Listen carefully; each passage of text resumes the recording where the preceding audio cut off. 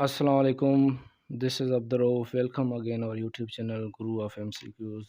अॼु असां सचल सरमस जे बारे में पढ़ंदासीं छाकाणि त सचल सरमस हिकिड़ो असांजो मशहूरु शाइर रहियो आहे त मीराना डालपरनि जे दौर सां त हिननि मां को बि क्वेश्चन जेको आहे सिंध पब्लिक सर्विस कमीशन वारा SST टेस्ट में ॾेई सघनि था।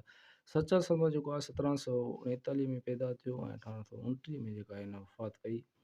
हिन जो जेको मुक़बरो आहे दराज़ में आहे त ख़ैरपुर में।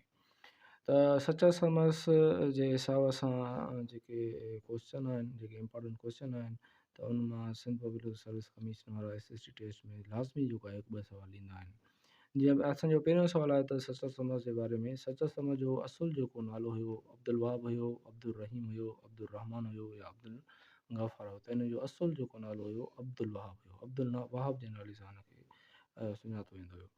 ॿियो असांजो नालो आहे त सचल सरमस जो शुजरो हस्ब नस्ब जे लिहाज़ खां कहिड़े ख़लीफ़े सां मिले थो, त उहो हज़रत अबू बकर सिद्दीक़ रज़ी अलाह ताला अन्हु, हज़रत उमर, हज़रत उस्मान, हज़रत अली। त हिन जो जेको शुजरो हस्ब नस्ब जे लिहाज़ खां जेको हज़रत उमर सां मिले थो।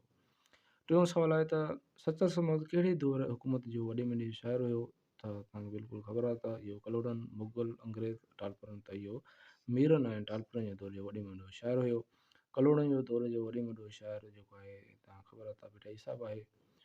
ऐं ॿियो चोथों सुवाल आहे त सचल सरमस खे डेढ़ डेश ज़बान शाइर चयो वेंदो आहे, त दोइम, सोइम, हिफ़्त या चार। त हिफ़्त ज़बान जेको आहे शाइर चयो वेंदो आहे। टियों नंबर, चोथे जो टियों नंबर सही थींदो। क्वेश्चन नंबर 5 आहे त मूं जेको कुनो चाढ़ियो उनजो ढकु ई छोकिरो सचल लाहींदो, इहे लफ़्ज़ सचल सरमस लाइ कंहिं चया हुया? त सूफ़ी दलपत, शाह अब्दुल लतीफ़ साहब, साहिब ॾिनो फारूकी, अब्दुल हक फारूकी। त इहो भटई साहब इहे लफ़्ज़ चया हुया सचल सरमस जे बारे में। छहों क्वेश्चन आहे असांजो सचल सरमस जी मुकमल सवानिया हयात कहिड़े आलिम पंहिंजी किताब सचल में तफ़सील सां लिखी आहे? त प्रोफेसर कल्याण अडावणी आहे, उस्मान अली अंसारी साहब आहे, या ग़ुलाम मोहम्मद शावणी आहे, या मिर्ज़ा कलीच बेग आहे। त छहें जो जेको सही ऑप्शन थींदो प्रोफेसर कल्याण अडावणी जेको आहे इन लिखियो आहे। ॿियो असांजो सतों सुवाल आहे त शाह सचल ऐं सामी कंहिंजो लिखियलु किताबु आहे? तनवीर अब्बासी जो, ख़ादिम अब्बासी जो, मोहम्मद इब्राहिम जोयो, इनाम अब्बासी। त मोहम्मद इब्राहिम जोयो साहब जो इहो किताबु लिखियलु आहे। असांजो अठों क्वेश्चन आहे त हेठनि मां कहिड़ो हिकु किताबु सचल सरमस जे कलाम जो किताबु न आहे? तारनामा, राज़नामा, दीवान आश्कार या कलियाते सचल। त हिन जो चोथों ऑप्शन जेको थींदो सही थींदो, कलियाते सचल जेको आहे शाह जे कलाम मां न आहे। हेठनि मां कहिड़ो हिकु तख़लुस सचल सरमस इस्तेमालु न कंदो हुयो? सचाई, सचो, खुदाई या आश्कार। त सचाई जेको हिन जो सही थींदो, त सचाई जेको आहे सचल सरमस इस्तेमालु न कंदो हो पंहिंजी कला में। हिन जेको आहे सचो बि तख़लुस कमु आणंदो आहे पंहिंजी शाइरी में, खुदाई बि जेको आहे कमु आणंदो आहे पंहिंजी शाइरी में, आश्कार बि जेको आहे सचल सरमस पंहिंजी शाइरी में तख़लुस कमु आणंदो आहे। त हेठनि मां कहिड़ो हिकु शाइर सचल सरमस जो हम असर शाइर न आहे? त सामी, बेदल, नानक यूसुफ, सूफ़ी दलपत। त इहो बेदल जेको आहे हिन दौर सां तालुक़ु न रखंदो, छाकाणि त जेको सामी बि हुयो, नानक यूसुफ हुयो या सूफ़ी दलपत हुयो, त इहे हिकिड़े ई दौर सां तालुक़ु रखंदा हुया, त इहे सचल सरमस जा हम असर हुया। अहिड़े हिसाब सां SST टेस्ट में सुवालु अची चुको आहे त भटई साहब जो हम असर केरु हुयो? त अहिड़े हिसाब सां बि क्वेश्चन ईंदा आहिनि।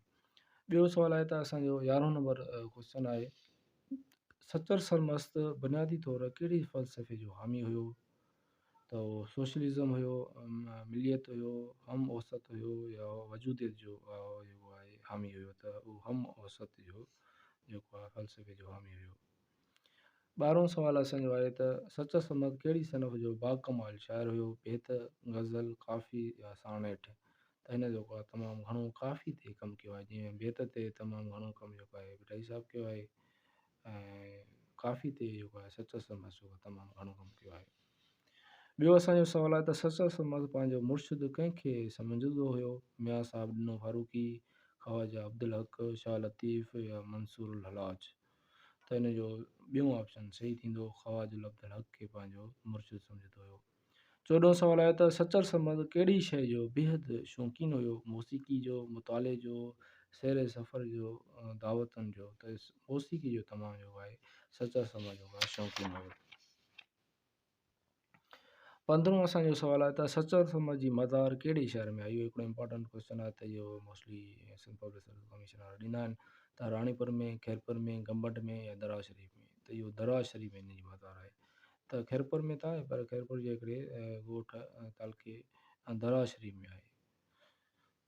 16 असांजो क्वेश्चन आहे त हेठनि मां कहिड़ो हिकु शहर सचल साईं जी मुरीदनि मां न हुयो। नानक यूसुफ, गेराम फ़कीर, निमाणो फ़कीर या शेख हमान जमाली जेको आहे इन दौर सां तालुक न रखंदो हो, मीरन एंड अल्परे जे दौर सां। बाक़ी सभई जेको नानक यूसुफ आहे, गेराम फ़कीर साहिबु आहे, निमाणो फ़कीर साहिबु आहे, त मीरन एंड अल्परे जे दौर सां तालुक रखंदा हुया।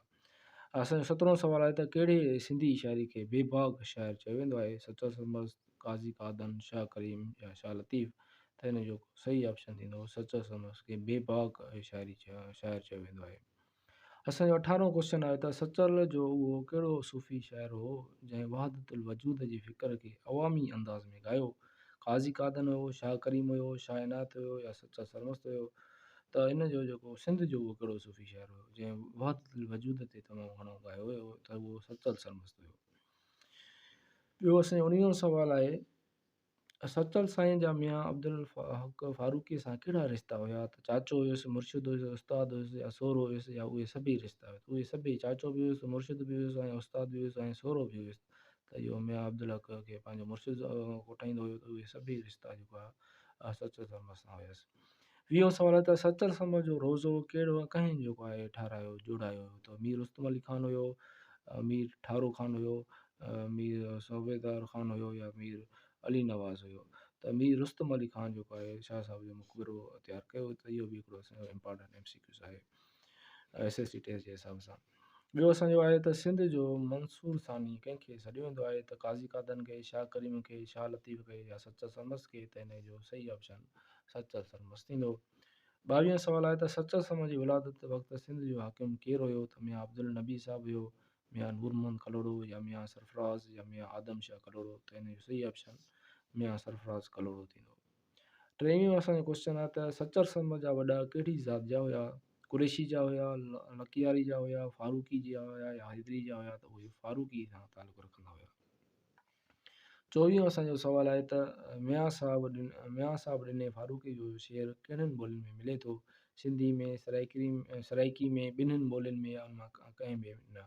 त उहो ॿिन्हिनि में मिले थो। असांजो सिंधी में बि मियां साहिब जो मिले थो, सराइकी में मिले थो, ॿिन्हिनि ॿोलियुनि में जेको आहे मियां साहिबु ॾिने जो शेर मिले थो। 25 असांजो सवाल आहे त दराज शरीफ़ जो बानी जो नालो ॿुधायो। मियां साहिब ॾिनो फारूकी, सचल सरमस्त, मियां अब्दुल हक़, मियां कबूल अहमद। त हिन जो सही ऑप्शन थींदो मियां साहिब ॾिनो फारूकी जेको आहे सचल समझ जो मज़ार जो बानी हुयो। 26 असांजो सवाल आहे त सचल समझ जो मसनियूं कहिड़ी ॿोलीअ में लिखियलु आहिनि। सिंधी में, सराइकी में, फ़ारसी में, उर्दू में। त इहे फ़ारसी में जेके लिखियलु आहिनि। 27 असांजो क्वेश्चन आहे त सचल समझ जी मसनवी इश्क़ नामा जो अंग्रेज़ी तर्जुमो स्टोरी ऑफ लव जे नाले कंहिं कयो हुयो। डॉक्टर गुरबख्शाणी, डॉक्टर वसवाणी, हीरो ठक्कर या तीरथ होदचंद। त हिन जो सही ऑप्शन तीरथ होदचंद थींदो। 28 असांजो सवाल आहे त सचल समझ जी सभ खां वॾे मसनवी जो नालो ॿुधायो। वसलतनामो, दर्दनामो, रहबरनामो, इश्क़नामो। त हिन जो सही ऑप्शन थींदो वसलतनामो। ॿियो असांजो 29 सवाल आहे त किताबु सचल लुगा जो मुसनफ़ जेको आहे केरु आहे। डॉक्टर नबी बख्श, डॉक्टर अता मोहम्मद, डॉक्टर अब्दुल करीम संदीलो, अली अकबर दराज़ी। त हिन जो सही ऑप्शन थींदो डॉक्टर अब्दुल करीम संदीलो। ॿियो असांजा कुझु मेन ऑथर आहिनि जंहिं सचल समझ जे बारे में कुझु किताब लिखिया आहिनि। जीअं सचल जो पैगाम जेको आहे डॉक्टर अब्दुल मजीद मेमण साहिबु लिखियो आहे। जेको आहे मेरान अकेडमी जेको आहे 1995 में छपियो हुयो। ॿियो आहे शाह सचल सामी जो जेको लेखक मुसनफ़ जेको आहे मोहम्मद इब्राहिम जोयो आहे। इहो बि हिकिड़ो इंपॉर्टेंट MCQ आहे। इहो किताबु जेको आहे SS टेस्ट में अची सघे थो। इहो जेको आहे सिंधी अदबीन जी कोऑपरेटर सोसाइटी 1978 में जेको आहे छपियो हुयो। ॿियो आहे त सचल सारो सच, सचल सारो सच जेको आहे डॉक्टर नवाज़ अली शौंक़ साहिबु सिंध ग्रेजुएट एसोसिएशन कराची 1999 में छपारायो। ॿियो आहे त सचल जेको आहे इहो डॉक्टर कलियात अॾावणी जेको आहे 1954 में छपारायो। हे कुझु सचल जो मकतब जेको आहे रशीद भट्टी साहिबु इहो लिखियो आहे त 1993 में छपारायो। सचल जूं वादियूं जेको आहे बुलदियो मटलाणी जेको आहे सिंध तहक़ीक़ी बोर्ड हैदराबाद 1991 में छपारायो। सचल सुहारो लालचंद अमर ॾिनो 1916 में छपारायो। सचल साईं करीम बख्श ख़ालिद साहब 1983 में छपारायो। सचल सरमस्त अता मोहम्मद हामी साहब इन जेको आहे लिखियो आहे। इहे कुझु साईं सचल सरमस्त जा कुझु अहम बुक्स आहिनि जंहिं मुसनफ़ जेके ॾिनल आहिनि। इहो तव्हां वीडियो जेको आहे पास करे बि तव्हां पढ़ी सघो था। इहो अॼु जो असांजो लेक्चर सचल सरमस्त जे बारे में। वधीक असां नेक्स्ट लेक्चर में शाह साहब मिठई साहब जेको मशहूरु कलोड़नि जे दौरे जो शाइर हुओ त उन जे बारे में डिस्कस कंदासीं। Thank U very much.